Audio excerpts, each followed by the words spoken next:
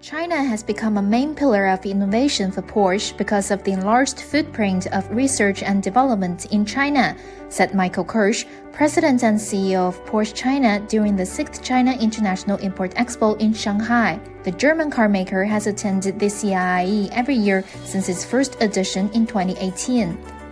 The CIIE is extremely important for Porsche out of many reasons. Because we can present here our newest technologies and innovations.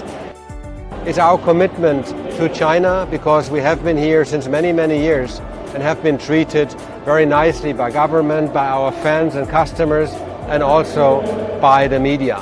It's a good platform to exchange ideas, to meet other OEMs. China has really developed fast, especially in the last years when it comes to electromobility.